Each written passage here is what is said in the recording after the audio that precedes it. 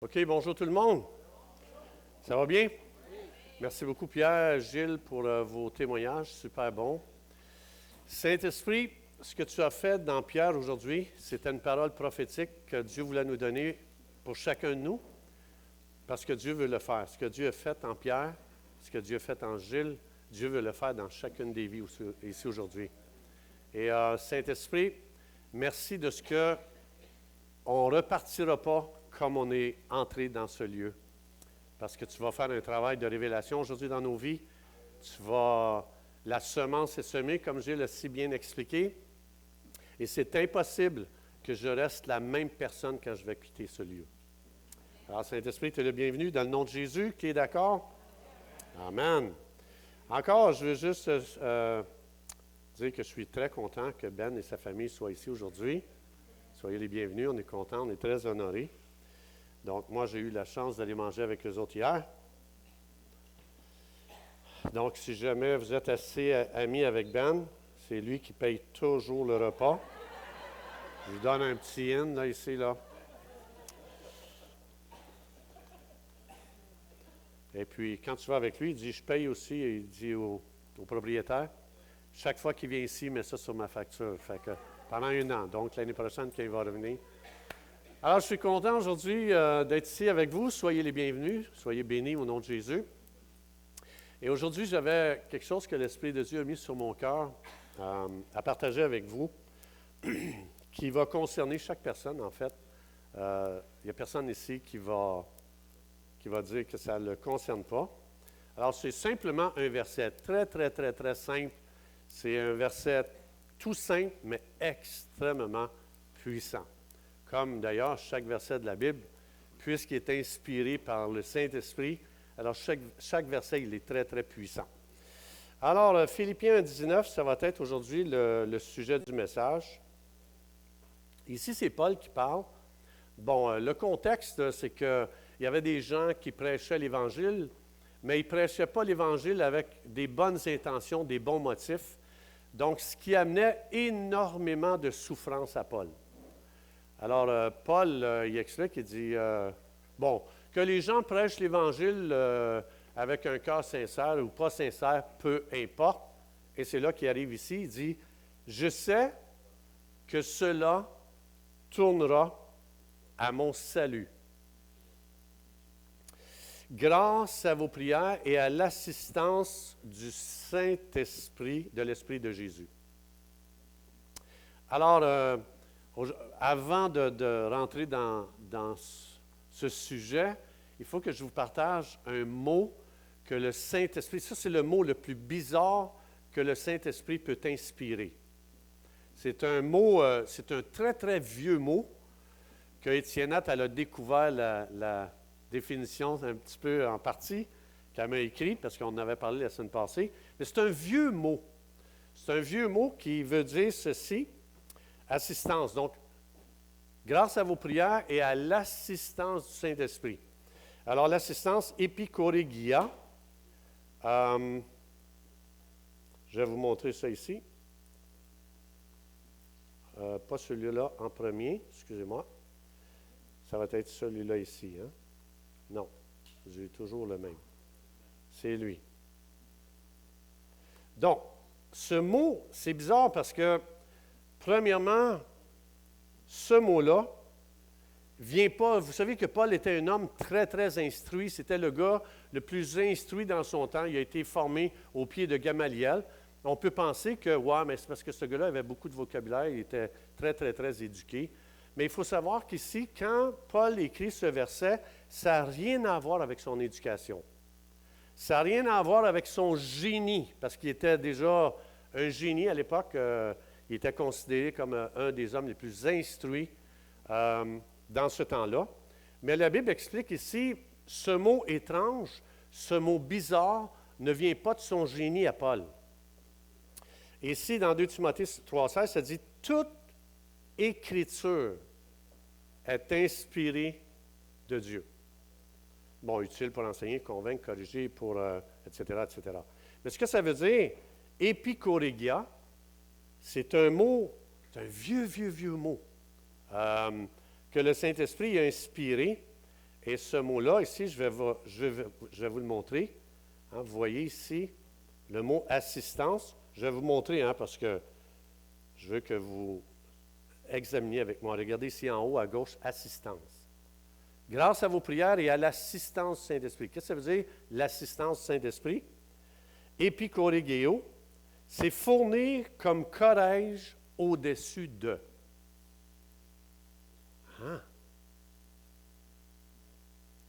Fournir comme corrège. Premièrement, on ne sait pas ce que ça veut dire corrège. C'est un vieux mot que Étiennette elle a découvert cette semaine.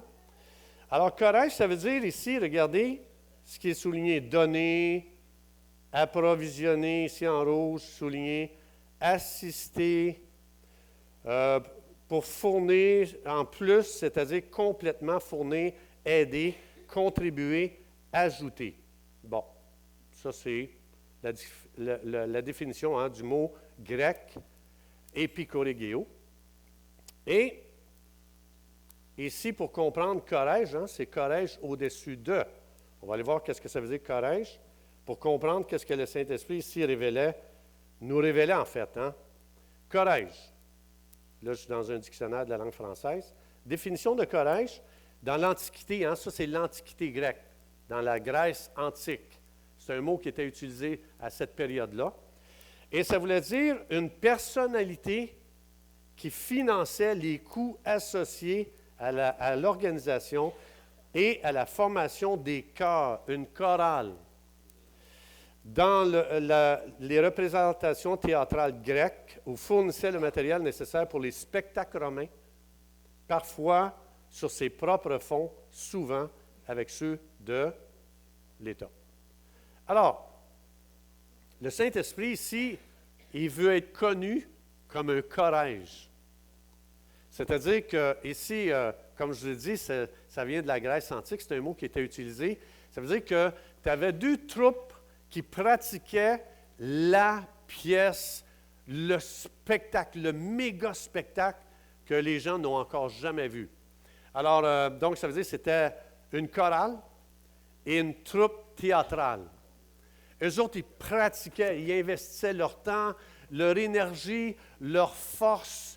Ils investissaient toute leur vie là-dedans, puis ils pratiquaient pour un super spectacle. Quelque chose, là, vraiment, là, que ça coûtait très, très cher à aller écouter, ces billets-là. Alors, ils se préparaient, ils pratiquaient. Et une fois que la pièce était mise au point, là, c'était le temps de s'en aller sur la route et d'aller faire des présentations de ce spectacle-là qui était à point, mais vraiment là, top-notch. Mais, il arrivait au point où est-ce que c'était le temps d'aller sur la route, mais il n'avait aucun sou pour aller présenter le spectacle. Donc là, il n'y avait pas d'argent, ces gens-là. Hein, les artistes, c'est toujours ça. Pourquoi vous pensez que j'ai switché d'artiste à prédication? Je veux dire, il faut que tu vives à un moment donné. Donc, les artistes sont toujours pauvres. Moi, j'ai grandi avec des artistes et je confirme ici que ça, c'est vrai. Ça n'a pas changé.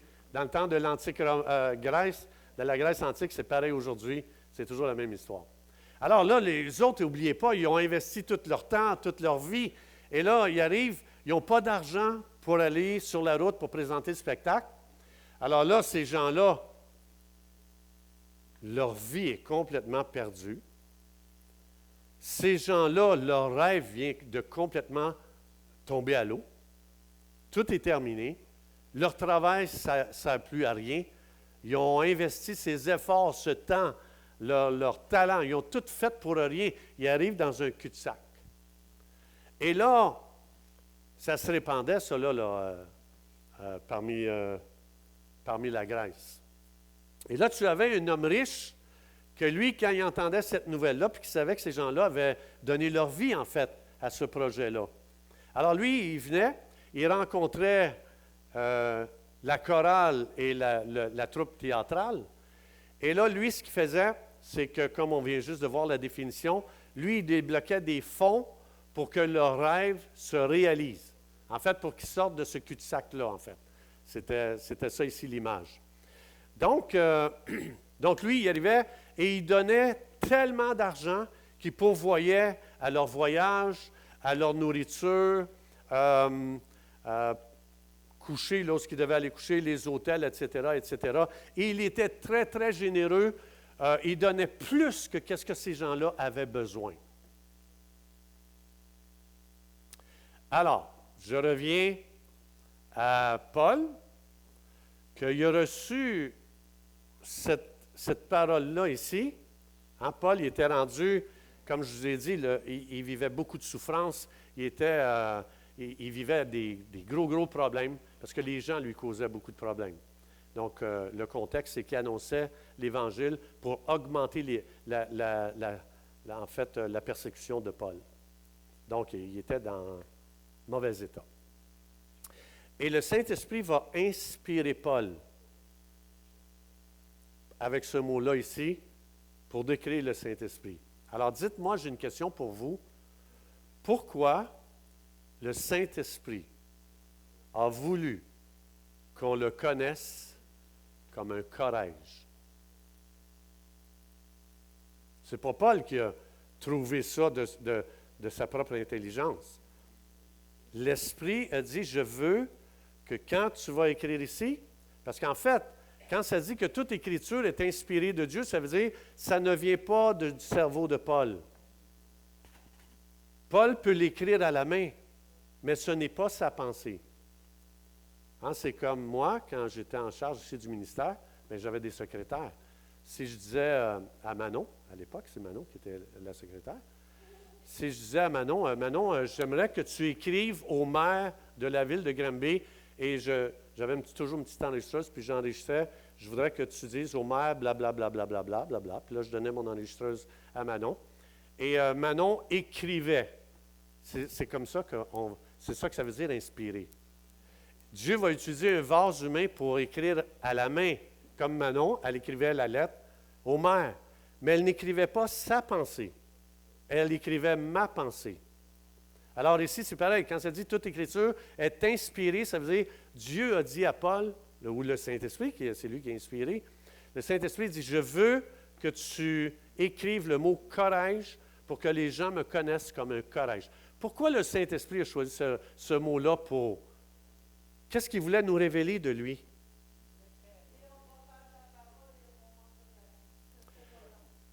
OK, très bien. Le Saint-Esprit voulait que quand tu penses à lui, tu penses à quelqu'un d'immensément riche, plein de ressources. Quelqu'un que, peu importe ton problème, il sera toujours plus riche que ton problème. Peu importe ton impasse, il sera toujours plus que ton impasse. Peu importe le cul-de-sac dans lequel tu es, que tu dis, je m'en sortirai jamais. Faux, parce que Corège est là pour toi. C'est ça ici qu'il voulait révéler. Il voulait que chaque croyant sache que jamais, jamais tu vas te retrouver dans une situation impossible. Lorsque les portes se ferment, tu as un Corège qui a toutes les clés inimaginables pour ouvrir n'importe quelle porte qui est fermée dans ta vie. Mais il va donner une autre révélation, le Saint-Esprit, ici. Donc ça, c'est la première chose qu'il veut qu'on sache, que toutes les ressources sont là, disponibles pour nous. Tout. Mais il va donner une deuxième révélation ici dans ce verset-là. Alors, ça va être, la deuxième révélation va être ici. Il va dire, je sais que cela tournera apobaino, à mon salut, grâce à vos prières, à l'assistance du Saint-Esprit. Alors, si je veux, il est en train de dire, je vais revenir à ça, là, il est en train de dire ici que grâce à vos prières et à moi qui suis un Corège, il va se passer quelque chose que tu vas être très, très, très surpris dans ta situation qui est impossible. Et quand il dit ici que tout cela tournera à mon salut, vous savez ce que ça veut dire, salut? Bye. Non, c'est pas ça que ça veut dire. Dans le grec, c'est soteria, sozo, hein, soteria. Vous connaissez ça, sozo, qu'est-ce que ça veut dire? Nous autres, on dit salut. Nous autres, on pense toujours que salut, ça veut juste dire j'ai cru en Jésus et maintenant j'ai reçu mon salut. Bon, c'est un mot chinois là, qu'on ne sait pas trop ce que ça veut dire. En fait, ici, salut, ça veut dire soteria en grec ou sozo. Ça veut dire ceci, il dit, je sais que toutes ces choses qui m'arrivent tourneront à ma guérison, à être sauvé, à être délivré, à mon rétablissement, à ma restauration, à mon bien-être, à être préservé du danger, à être préservé de la destruction, à bien fonctionner, à rester sain d'esprit, à être rendu complet, c'est-à-dire que je suis rendu à un certain niveau dans ma vie chrétienne, peut-être je suis à la période d'adolescence, mais grâce à vos prières et à l'assistance du Saint-Esprit, ça va permettre que j'arrive à l'état d'adulte, ou encore à vivre la plénitude, une plénitude en tant que croyant. Alors, ce qu'il est en train de dire ici, c'est que le Saint-Esprit, il plane toujours au-dessus de tous les problèmes. Hein? Vous vous souvenez dans Genèse? Dans Genèse 1:3, il n'a pas changé le Saint-Esprit. Le Saint-Esprit a toujours été pareil depuis toute éternité. Il aime planer au-dessus des problèmes, peu importe le problème de quelqu'un. Ici, on est à un problème majeur parce que ça dit ici qu'au commencement, Dieu créa les cieux et la terre devint, pas elle était, elle devint informe et vide. J'ai déjà enseigné ici à l'Église. Ça veut dire parce que vous savez qu'il y a eu une guerre.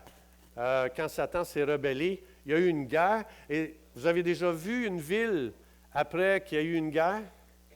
Tout était informe et vide. Alors c'est ça ici qui est arrivé. La terre devint informe et vide parce que Dieu n'a jamais créé une terre informe et vide. Il avait créé quelque chose d'extraordinaire. Mais il y a eu une guerre quand il y a eu un tiers des anges qui se sont rebellés, qui se sont tournés contre Dieu. Alors ici, la terre devint informe et vide. Il y avait des ténèbres à la surface de l'abîme et l'Esprit de Dieu se mouvait au-dessus des eaux. Alors, un Corège, c'est quelqu'un qui est là et qui va amener la solution face à un problème. C'est ça un Corège. Un Corège, c'est quelqu'un il va prendre une situation qu'il n'y a pas d'espoir, il n'y a rien, c'est un cul-de-sac. Et il a toujours été comme ça, le Saint-Esprit. C'est pour ça qu'il voulait que le mot qui soit choisi pour le décrire soit Corège. Je plane au-dessus de ton problème, Paul. Paul, je plane. Mais il va planer continuellement. Il ne bougera pas. Il ne changera pas la situation tant que quelque chose, il y a un deuxième élément qui est donné dans Philippiens 1:19, qui est écrit ici, le deuxième élément. Le deuxième élément, le Saint-Esprit peut-être qu'il a plané pendant 20 milliards d'années sur le chaos, sur la terre informe et vide. Il y avait une raison, parce que Satan il a dit « Je serai comme le Très-Haut ». Dieu a dit « Bon, ben, vas-y, je te donne la chance, Satan, vas-y ». Et il n'a jamais rien pu faire avec le chaos. C'est un créateur de chaos, Satan. C'est un créateur de situations informes et vides. Alors ici, le Saint-Esprit a plané. Il n'y a rien changé tant que quelqu'un ne vient pas sur la scène et qui parle. Dieu vient et Dieu va dire que la lumière soit. Et le Saint-Esprit dit OK. Et il fait venir la lumière. Corège vient parce que le chaos, ce qui est informe et vide, c'est pauvre. C'est quelque chose qui est en manque. C'est quelque chose qui a besoin d'une intervention surnaturelle pour amener de l'ordre dans cette situation-là. Et ici, le Saint-Esprit, évidemment, c'est Dieu qui vient sur la scène et il dit « Que la lumière soit ». Et le Saint-Esprit dit « OK, je commence à bouger » et il change ce qui est ténébreux en lumière.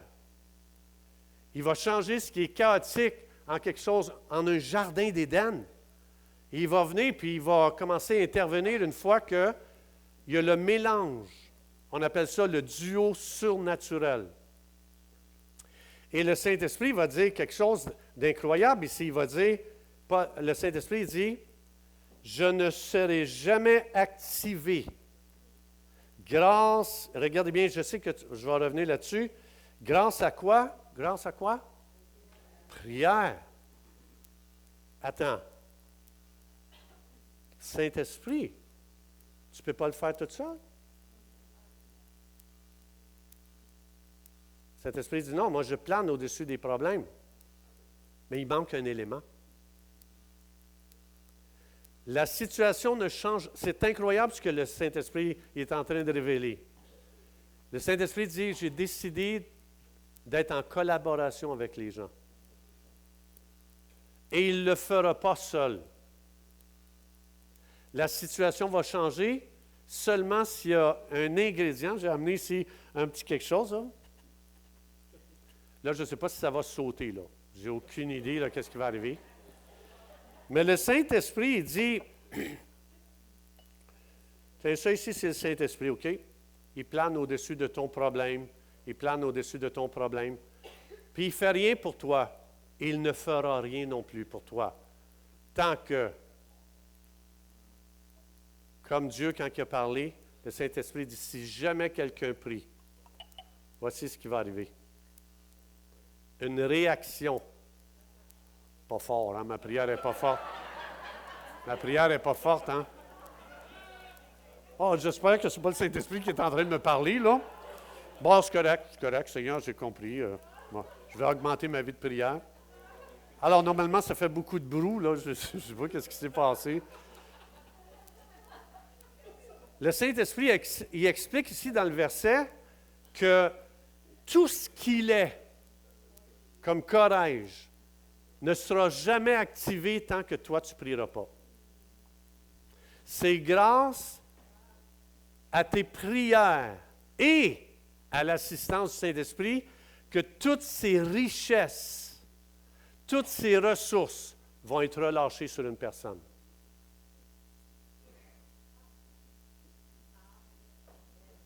Il a décidé d'être en collaboration avec vous et moi. Il a décidé qu'il ne fera rien, il va juste planer. Il va juste veiller, il va surveiller cette situation-là et il attend qu'un croyant commence à... Hein, parce que prier veut dire quoi? Ça veut dire parler.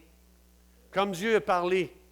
Alors Dieu, il a prophétisé. Quand Dieu a dit que la lumière soit, il a fait... C'est une parole prophétique. Alors quand vous et moi, on prie, on prophétise, on décrète, on lit, on délie. Tout ce que le Saint-Esprit est relâché sur une personne. C'est fort. C'est fort. Et Paul, il va dire ici, je sais que cela tournera. Qu'est-ce que ça veut dire, ça? C'est apobaino, et en grec, apobaino, ça veut dire tourner contre toute attente. Parce que normalement, les gens qui annonçaient l'Évangile pour augmenter les souffrances de Paul, les autres, ils s'attendaient à ce que, hey, ils ne connaissaient même pas Jésus, ces gens-là. Là.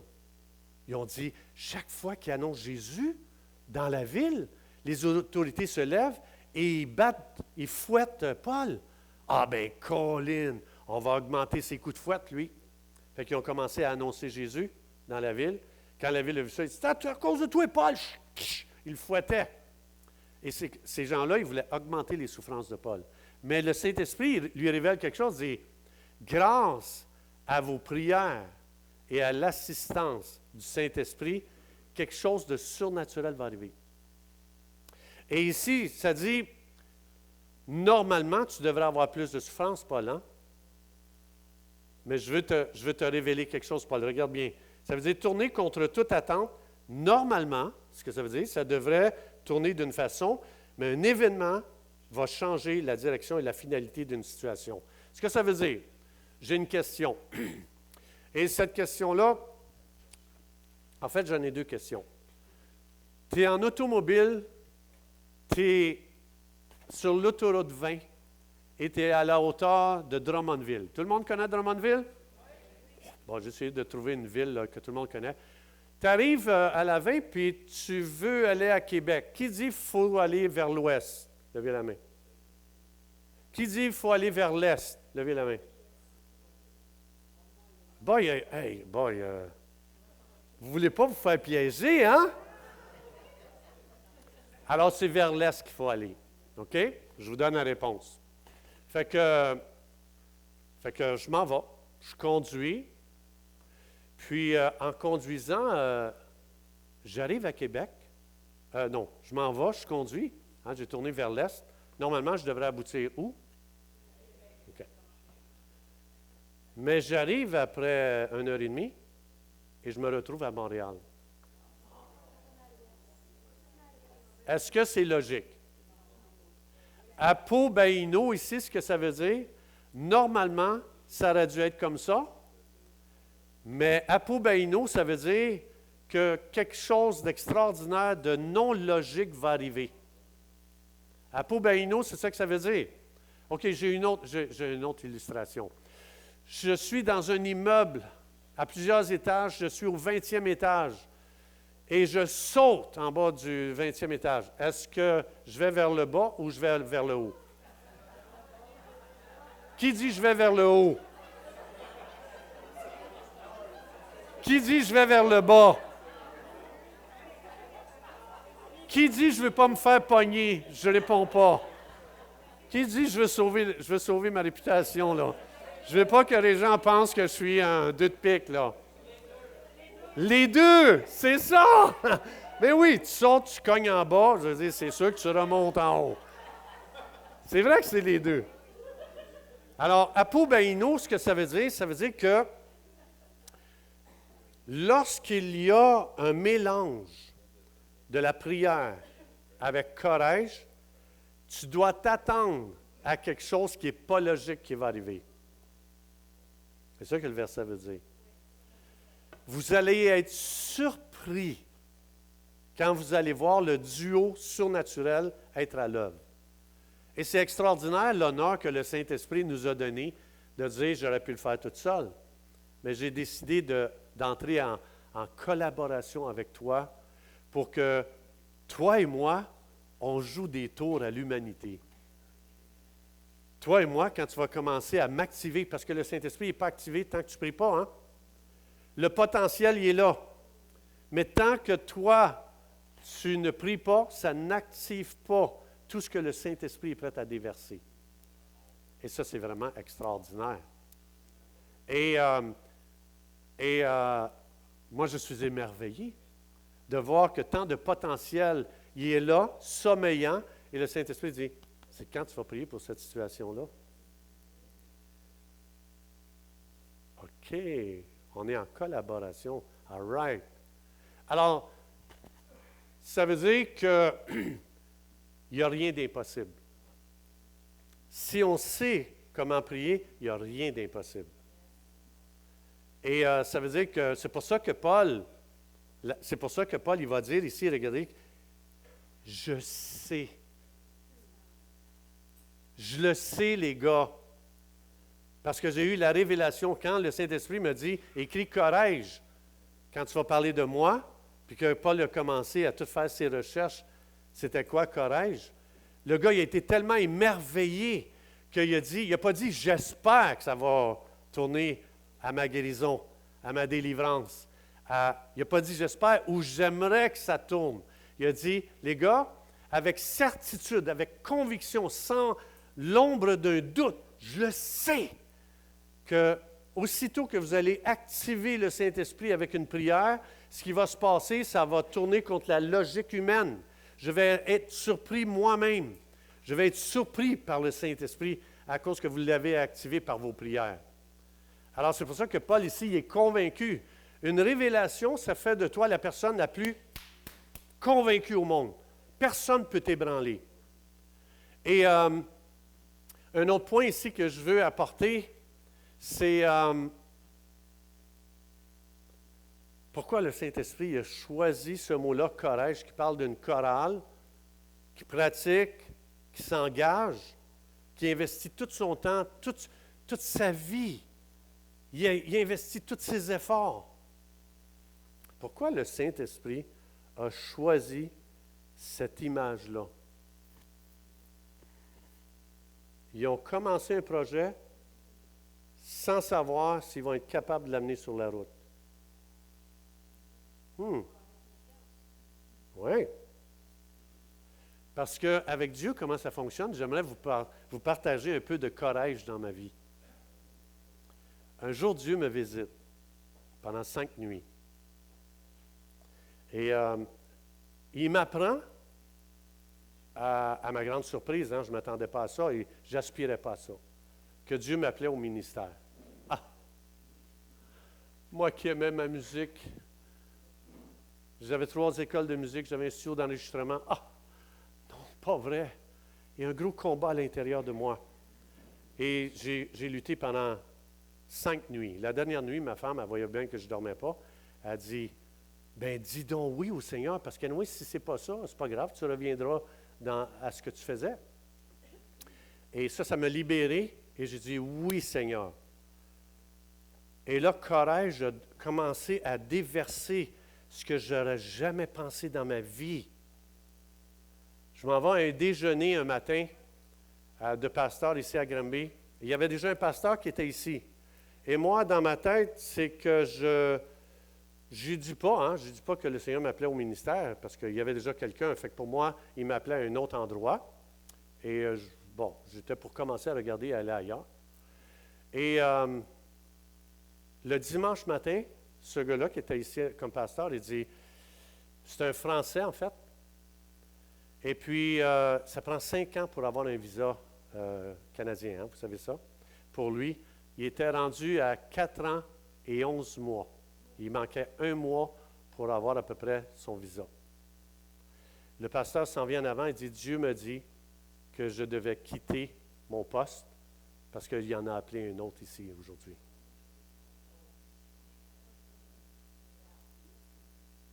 Puis le gars, il est retourné en France. Puis lui, il a tout fait pour avoir son visa canadien.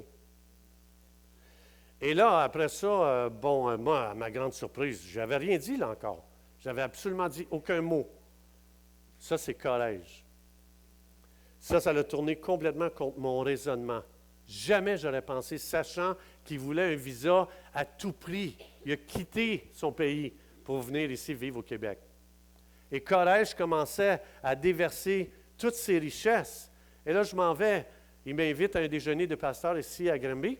Fait que je vais là, personne ne me connaît et je n'ai jamais dit mon histoire à personne.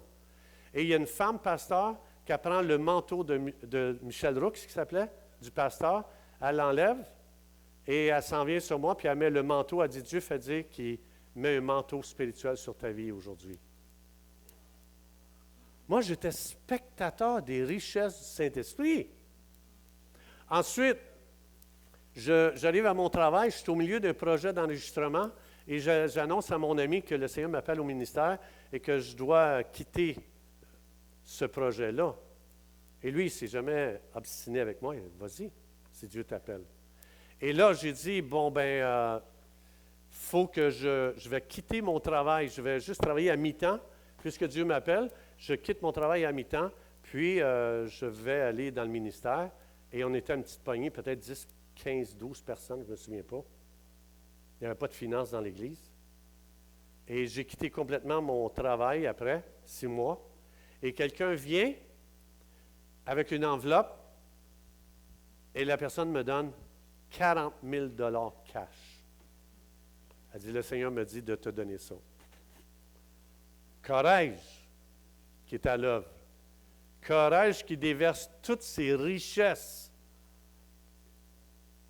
Je partage ça parce que la chorale pratiquait sans savoir si elle aurait de l'argent pour aller présenter la pièce.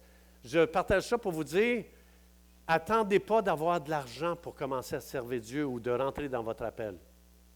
Et ensuite, là, on enregistrait, à l'époque, c'était des cassettes.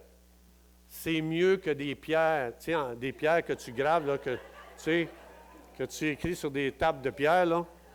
On était plus avancé que ça. On était sur des cassettes et les cassettes ont commencé, de l'enseignement, commençaient à être distribuées.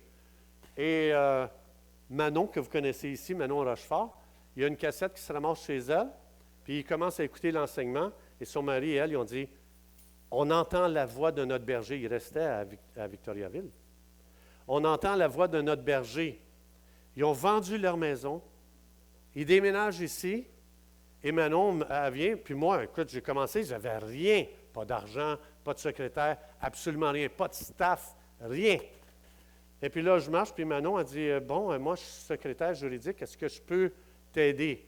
Ah ben, tabarnak. Courage à l'œuvre. Courage à l'œuvre. Et ça n'arrêtait plus. il y a une femme de Granby qui m'appelle, elle dit « Hey, je suis en train de conduire ma voiture, puis le Saint-Esprit me dit « Stationne-toi ici, parce que j'ai appelé Régent au ministère aujourd'hui. » Elle m'appelle. Elle ne fait même pas partie de notre Église, elle ne sait même pas rien. Puis elle m'annonce ça. Et ça c'était non-stop comme ça, là. C'est comme, moi, je suis en train de vider le ciel de ses richesses. C'est dommage pour les autres qui sont appelés après moi. Il ne reste plus rien. J'ai vidé le compte de banque, là. Mais j'étais comme un enfant devant un feu d'artifice. Je ne faisais pas arriver les choses venaient vers moi. Et ça ne l'a pas arrêté. Puis ceux qui étaient ici au début, Christian, ma famille, Manon, c'est devenu une fourmilière. Les gens se sont levés. Je ne sais plus combien il y avait de leaders ici dans cette église. Ben, qui a été témoin de ça. Les gens se levaient et les gens donnaient leur vie. C'était une fourmilière. C'était un réveil extraordinaire qu'il y avait. Mais pas fait par l'homme. C'est le Saint-Esprit. Les gens faisaient juste prier et on était tous comme des enfants. Ben, tu t'en souviens? Wow! Pow! Oh, wow! On n'avait rien fait. On était comme, hey, moi, je ne vais plus partir d'ici. Ben, tu t'en souviens, hein? Les gens, chaque jour, Manon aussi, les gens qui étaient ici, les gens voulaient être ensemble ici 7 jours par semaine. On l'était, exactement. On était 7 jours par semaine. Et en plus, à un moment donné, je me souviens, il y avait de l'enseignement ici tous les soirs, ça ne s'arrêtait pas. Et puis, à un moment donné, j'ai dit aux gens, je sens une petite fatigue, j'ai décidé de prendre un supplément pour me booster. Ils ont dit, non, prends rien, stop, il faut arrêter. Tout ça pour dire, c'est toute une question d'être à l'écoute de Dieu, de dire à quoi Dieu m'appelle. Si Dieu t'appelle, n'attends pas les finances. Et je n'ai jamais manqué de rien. Jamais. Ce que je veux dire, c'est pour ça que le Saint-Esprit a utilisé l'image d'un corrège pour dire, si je t'appelle, si tu as des dons, puis tu as à cœur, puis je te parle à ton cœur, puis je te donne une révélation, je te visite, je te dis à quoi tu es appelé, n'attends pas l'argent pour dire, non, moi je vais attendre qu'il y ait tant d'argent, puis là je vais rentrer dans ce que Dieu m'appelle, puis là je vais m'élever. Fais pas ça. Parce que tu es en train de dire, Saint-Esprit, prends un break, tu peux aller sur le chômage, je vais me débrouiller, tu vas voir, je vais me débrouiller financièrement. Non, ça ne marche pas comme ça. Ça marche que quand Dieu t'appelle, quand Dieu t'a donné un appel, des dons et un ministère, tu peux te lever et tu vas voir comment Dieu confirme. Pas avant, je n'avais aucun signe avant. Mais ce vendredi matin-là, quand j'ai dit à Dieu oui, je me suis levé et j'ai eu une vision. Et cette vision-là, bien justement, dans cette vision-là, j'ai vu Jésus-Christ lui-même qui venait mettre un manteau spirituel sur ma vie. Et c'est là qu'après, je suis allé au restaurant et que la femme pasteur, elle se lève et elle met un manteau du pasteur sur moi. Et c'est incroyable. J'étais comme un enfant devant un feu d'artifice.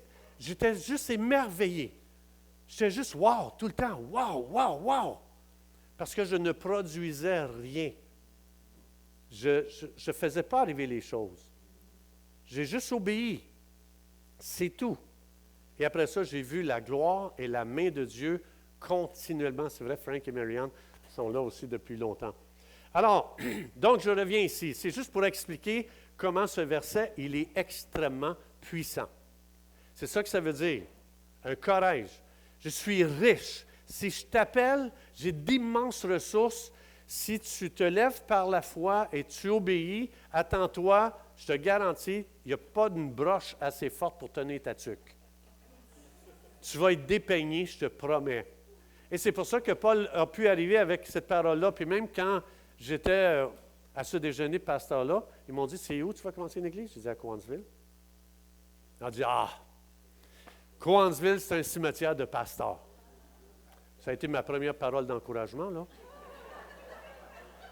Et après ça, il y en a une autre qui dit, Cowansville, c'est pas une bonne place pour partir d'une église. On a fait une étude de marché à Cowansville. Et ce n'est pas une ville où on doit partir des églises. Et nous autres, on a commencé à Cowansville, puis Ben, tu t'en souviens? Je ne sais pas si tu étais là à l'époque. Non, toi, tu es arrivé quand tu étais ici. Un mois après? Bien, à Cowansville, écoute, on a commencé dans le sous-sol, en dessous d'une rue, même pas dans le sol d'une maison. Puis ça a tellement grandi assez vite qu'il a fallu changer de place. On s'en va à un autre local. Ça a tellement changé.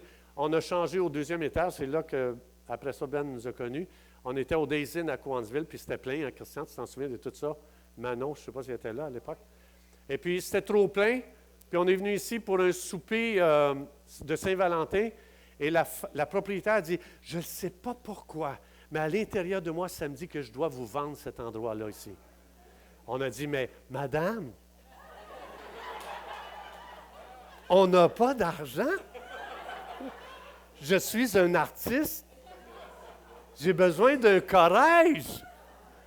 Et cette femme-là a dit, à l'intérieur de moi, il y a une voix qui me dit, oh, je dois vous vendre ça ici. Ça fait qu'on a dit, bien, on n'a pas de sous, on accepterait bien. Elle a dit, je vous finance le projet. Elle a dit, je vous le finance. Merci. Et on s'en va chez le notaire, la notaire. Et puis, le prix est là sur la table. Et la notaire demande, elle dit, ça, est-ce que c'est pour le bâtiment ou pour le terrain? On a dit, on va y aller avec les deux, tiens. Et puis, la notaire n'en revenait pas. Corrège continuellement à l'œuvre. Continuellement à l'œuvre. Le Saint-Esprit veut être connu comme ça. Il n'y en a pas de cul-de-sac avec lui. Il n'y a jamais un problème trop grand pour lui. Il n'y a jamais une impossibilité pour lui. Il est toujours là en train de planer sur une situation en possibilité, mais il ne fait rien. Il attend que quelqu'un ouvre la bouche et parle. En prier veut dire parler. Et que tu commences à parler à Dieu. Ou que tu parles à la situation. En prophétiser, ça veut dire parler à la situation. Et là, c'est extraordinaire, les choses qui commencent à arriver. Et ça a été comme ça. J'ai connu que des miracles. Je pourrais vous en compter, là. Vous auriez des poches en dessous des yeux, là, si je vous comptais tout ce que le Corrège a fait. Et qui fait encore aujourd'hui. Et qui va faire encore. Il n'arrêtera pas, comme Pierre, j'ai aimé son témoignage. Beaucoup. Je veux dire, le gars, il était au bout de lui-même. Il était au bout de lui-même. Désillusionné. Et vous voyez aujourd'hui ce que vous entendez. Une fleur qui fleurit, qui s'épanouit, parce que Corrège a déversé dans sa vie. Parce que des gens ont prié pour lui. Probablement la petite madame à côté de lui, là, qui ne veut pas être connue. OK, on continue. Alors, je vais paraphraser. Hein, j'aime ça, moi, paraphraser les versets. Je pourrais dire, à cause de la révélation reçue du duo surnaturel que la prière active le Saint-Esprit à relâcher ses richesses, je serai guéri de cette maladie. Je serai sauvé de cette situation désespérée. Je serai délivré de cette impasse. Je serai rétabli dans mes fonctions. Je serai restauré dans mes finances. Je serai préservé du danger. Je serai épargné de la destruction. Je serai capable de bien fonctionner dans ma vie chrétienne. Je pourrai rester sain d'esprit, parce que la situation, c'était assez pour virer fou. Je pourrai vivre la plénitude. Tout ça grâce à vos prières qui ont activé le Saint-Esprit à déverser ses richesses dans ma situation. C'est ça que le Saint-Esprit révélait à Paul. C'est ça qu'il révélait. Donc, je pourrais paraphraser le contraire. Parce que vous n'avez pas prié pour moi, je n'ai pas été guéri de cette maladie. Pourtant, le Saint-Esprit était là, puis il était là en possibilité. Parce qu'il n'y a pas quelqu'un qui a prié, je n'ai pas été sauvé de ma situation désespérée. Je pourrais le mettre complètement à l'envers. Contraire. Et ce serait la même chose. Ça veut dire combien de situations catastrophiques, chaotiques, ténébreuses, qui n'ont pas été changées, pourtant tout le potentiel était là. Mais quelqu'un n'a pas compris qu'il était appelé à collaborer avec le Saint-Esprit juste en parlant, juste en priant.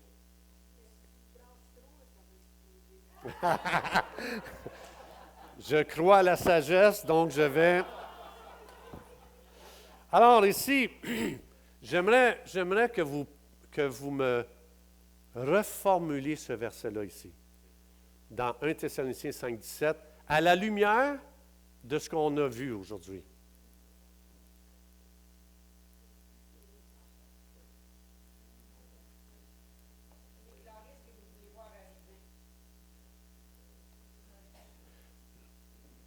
Y a-t-il quelqu'un qui veut le paraphraser? Soyez toujours en train d'activer le Saint-Esprit pour que ce qu'on n'aurait jamais pensé qui arrive puisse arriver. Soyez toujours, parce que c'est la prière qui active le Saint-Esprit avec ses richesses. Ce verset, je pourrais le paraphraser ou le reformuler. Soyez toujours en train d'activer le Saint-Esprit pour ton frère, pour ta sœur qui est dans une impasse. Ce que ça veut dire, aujourd'hui, vous venez ici dans ce rassemblement et vous ne venez pas dans un rassemblement par hasard. Ce n'est pas un hasard que vous soyez ici aujourd'hui. Et ce n'est pas un hasard que tu entends telle personne qui dit « Je vis quelque chose de difficile ». Le Saint-Esprit dit « Je suis là, je plane au-dessus d'elle, prie pour elle ». Je trouve ça merveilleux, les réunions de prière. Mais ici, il dit « Ça devrait être comme respirer à journée longue ». Parce que j'en entends, moi, des situations... et ce n'est pas un hasard que Dieu permet que je prenne conscience d'un problème, d'une difficulté, d'une impasse dans la vie de quelqu'un. Et c'est pour ça que chaque fois qu'on entend quelqu'un dire quelque chose, il est dans une impasse, tout de suite, ça veut dire que j'ai été sélectionné par le Saint-Esprit pour l'activer pour cette personne-là. Quel honneur! Quel honneur! Le Saint-Esprit dit, j'ai voulu que ce soit toi qui m'active. C'est pour ça que j'ai permis que toi, t'entendes parler de cette situation-là. Ah, ouais. Oui. On va travailler ensemble. Et c'est pour ça qu'il ne faut jamais se culpabiliser. Il faut juste comprendre, le Saint-Esprit nous invite à une collaboration extraordinaire pour changer le monde. Puis là, je vous garantis, la planète est chaotique comme je ne l'ai jamais vue de ma vie. Moi, à chaque fois que j'entends, je lis les patriotes, je les suis, et quand j'entends les atrocités de notre monde, le Saint-Esprit dit, c'est chaotique, hein? J'ai plein de richesses pour changer ça, cette situation-là. Tu veux-tu qu'on collabore ensemble? C'est fort. Parce que comme j'ai expliqué tantôt, il va arriver quelque chose contre la logique. Ce ne sera pas logique. Pourtant, j'ai juste prié. J'ai juste parlé à Dieu. Et boum! Les choses changent complètement. Qu'est-ce que vous pensez si on pratiquait ensemble? Oui? Alors, vous avez vu aujourd'hui que Rusty n'était pas là? Ah oui! OK. Je termine avec ça, là, avant. Là. Qu'est-ce que vous pensez qui va voler le sozo? C'est-à-dire un ministère d'activer le Saint-Esprit pour qu'il déverse ses richesses. Qu'est-ce que vous pensez qui va nous voler ça? Le doute, oui, c'est vrai, le doute. La peur, oui, distraction. Moi, je vous propose un mot. Juger. Ah, il est toujours dans une impasse, lui. Et là, je n'ai pas prié, j'ai jugé. Et là, je suis en train d'aggraver sa situation parce que le Saint-Esprit est là en potentiel, en possibilité. Et moi, parce que je le juge, ah, il est toujours malade. Ah, il est toujours dans un problème.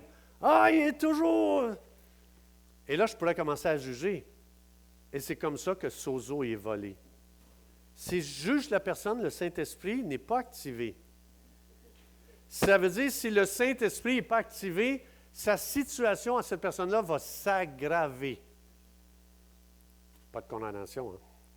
Juste comprendre notre appel et de dire, « Wow, je suis invité par le Saint-Esprit à transformer les situations. » Mais c'est pour ça que Satan veut qu'on juge les gens. Avez-vous déjà essayé de ne pas juger?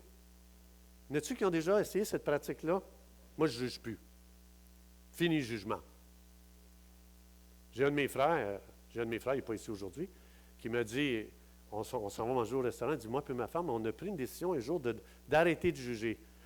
Tabarouette! Quand tu prends cette décision-là, tu deviens conscient, tu dis, hé, on est toujours en train de juger. Ah, il n'y a jamais d'argent, lui, ici, c'est un mauvais gérant. Et là, on commence à juger, et on n'a pas activé le Saint-Esprit, et on a aggravé la situation de la personne. Hein, parce qu'il dit, je sais, à cause de vos prières et de l'assistance du Saint-Esprit, je vais être guéri, transformé, restauré, etc., etc., etc.